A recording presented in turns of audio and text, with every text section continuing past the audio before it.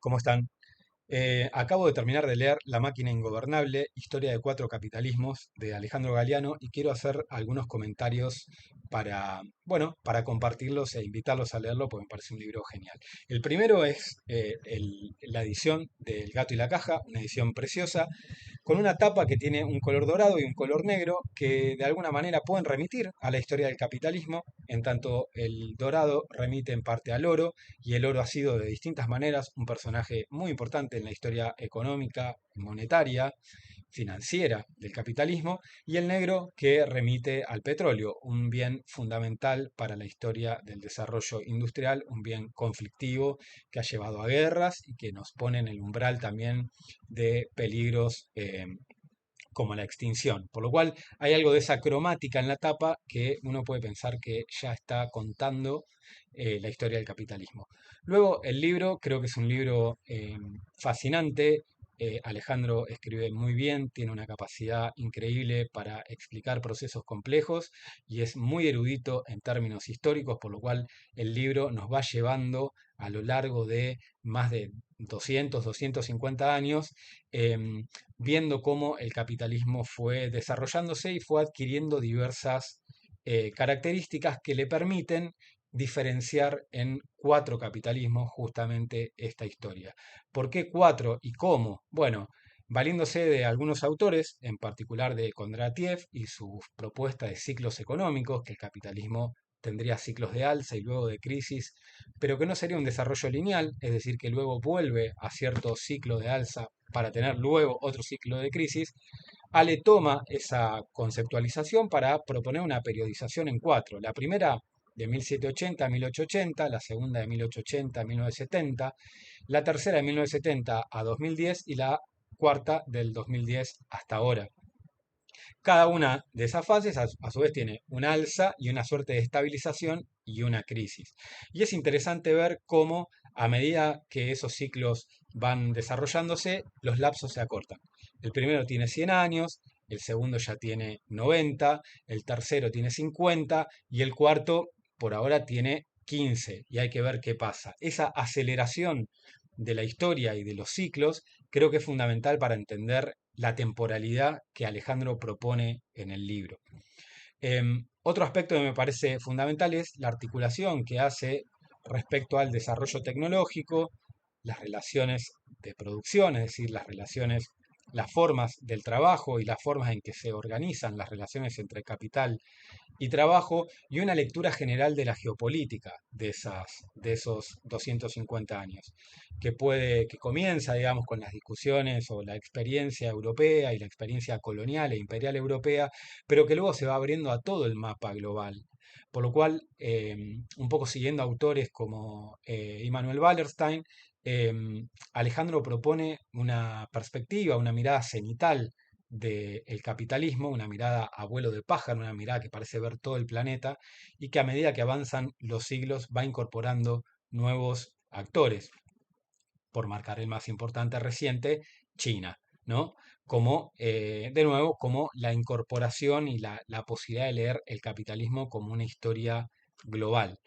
Em, Luego, creo que otro gran acierto del libro es que le permite desplegar a Alejandro una estrategia que hace que luego de esta mirada cenital global,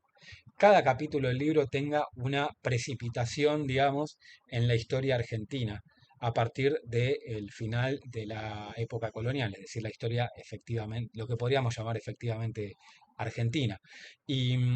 y en ese punto ir enlazando la historia argentina con esos procesos más generales, tecnológicos, económicos, institucionales, geopolíticos, de grandes ciclos económicos que afectan a grandes sectores del planeta, para poder entender cómo Argentina fue un país que se fue acomodando o adaptando o amoldando o generando algunas estrategias autónomas también por momentos o puntualmente en relación a esos grandes ciclos. Entonces tenemos una mirada cenital global y luego tenemos una mirada puntual de Argentina encara que encara la situación en términos de la larga historia de los problemas económicos argentinos y las dificultades, digamos, del capitalismo argentino en muchos momentos de poder hacer algo más que lidiar con la rapiña y la crisis. Em, Otro aspecto que me parece muy, muy interesante del libro es las distintas estrategias teóricas que se da Alejandro para abordar esta historia de los cuatro capitalismos. Creo que uno de los personajes principales son Brodel y Fernán Brodel y Manuel de Landa, dos autores muy distintos entre sí, Brodel un historiador francés, de Landa un filósofo mexicano, pero que sin embargo se encontraron en un punto donde de Landa hace una lectura de la historia del capitalismo de Brodel, una historia que tiene una característica fundamental. Brodel es un autor que diferencia capitalismo de mercado. Y esto es fundamental y es fundamental en el libro. No toda economía de mercado es igual a capitalismo y el capitalismo no es necesariamente mercado. Esa idea que parece muy contraintuitiva teniendo en cuenta que no paramos de escuchar permanentemente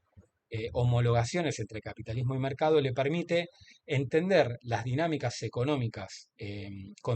modernas y contemporáneas como una dinámica en la cual hay actores, agentes, instituciones que su punto, digamos, característico son los intercambios, es la práctica del intercambio, el intercambio mercantil en este caso, es decir, una red, hace falta una red para que eso se vehiculice,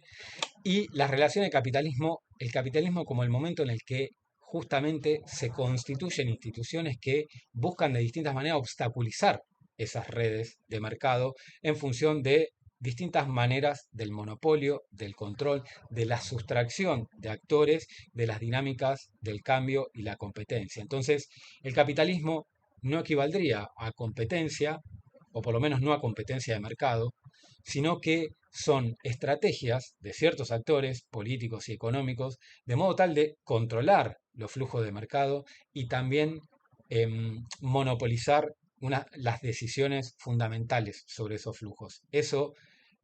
plantea unas relaciones específicas entre soberanía y mercado que me parece que son fundamentales para lo que plantea Ale en este libro. Es decir, la historia moderna es una tensión entre distintas tensiones y acoplamientos, diría yo, entre soberanía y mercado.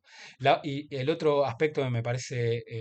muy interesante del libro es su teoría de la historia, o incluso diría más, su filosofía de la historia. ¿En qué consiste esta filosofía de la historia? Bueno, básicamente en algo que parece muy simple y a la vez muy complejo, que el futuro no está escrito, que nadie puede decir qué manera, qué forma tendrá el futuro y que ese componente de incertidumbre puede ser un componente no necesariamente paralizante, sino una incertidumbre productiva, una incertidumbre activa, en la medida en que nos permite poner en juego decisiones y estrategias y movimientos que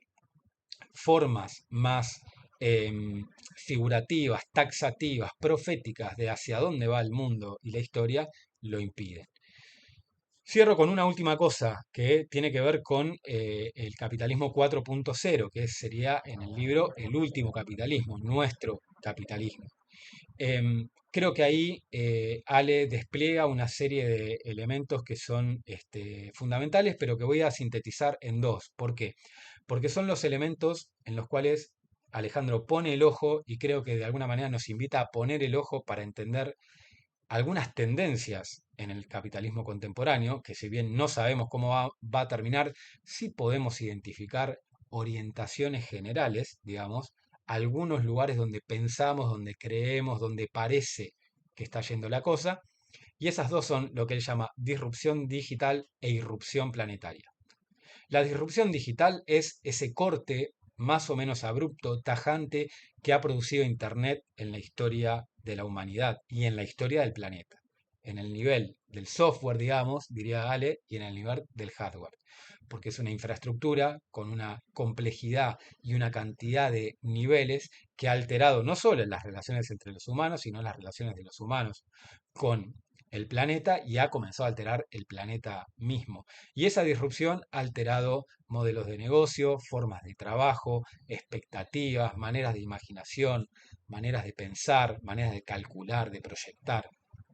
Llamamos rápidamente inteligencia artificial a esa forma de la disrupción digital.